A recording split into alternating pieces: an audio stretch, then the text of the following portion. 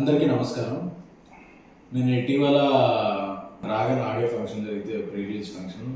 దాంట్లో సరదాగా ఒక తెలుగు అమ్మాయిలతో పని చేయను అన్నట్టు ఒక హెడ్డింగ్స్ అన్ని యూట్యూబ్లో కొన్ని వెబ్సైట్లో తెలుగు అమ్మాయిలతో ఇక పని చేయను అన్న ఎస్కేఎన్, తెలుగు అమ్మాయిలతో ఇబ్బందులు ఉంటున్నాయన్న ఎస్కేఎన్ అనే విధంగా ఇదవుతుంది. ఈ మధ్యకాలంలో తెలుగు అమ్మాయిలు ఎక్కువగా ఇండస్ట్రీకి పరిచయం చేసిన అతి కొద్దిమంది నిర్మాతలు నేను ఒకరిని. రేష్మ, ఆనంది, మానస, ప్రియాంక జావల్కర్, వైష్ణవి చైతన్య, ఐశ్వర్య, కుషిత, వీళ్ళందరినీ ఇప్పటివరకు ఇంట్రడ్యూస్ చేయడం, వర్క్ చేయడం జరుగుతుంది. అలాగే నెక్స్ట్ రాబోతున్న సినిమాలో హారిక, ఇంకొక కొత్త అమ్మాయి, ఇలా ఒక 8-9 మంది అమ్మాయిల్ని పరిచయం చేశారు. అలాగే ఈషా రెబ్బా, ప్రియా వడ్లమాని, ఈ మధ్య ఇనయ్య, అలాగా ఆల్రెడీ ఇంట్రడ్యూస్ అయిన ఒక నలుగురితో, అంటే 12-13 అమ్మాయిలతో నా కెరీర్లో నేను పనిచేసింది 80% తెలుగు అమ్మాయిలు.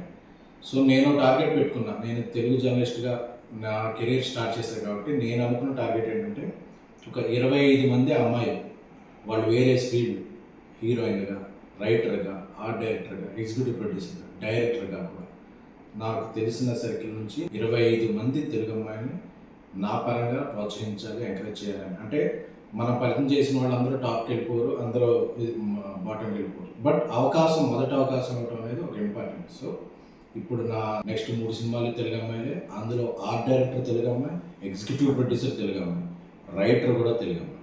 సో ఇంతమంది తెలుగు అమ్మాయిని నేను ప్రోత్సహిస్తున్నాను. సో ఏదో ఒక ఫన్ బాంటర్లో జరిగిన ఒక చిన్న జోక్ని అదేదో ఒక స్టేట్మెంట్ లాగా వద్దేయద్దు, దాన్ని స్ప్రెడ్ చేయద్దు అనేది నా కోరిక. ఎందుకంటే ఈ మధ్యకాలంలో ఇంతమంది తెలుగు అమ్మాయిలకి ఎవరు ఇవ్వలేదు.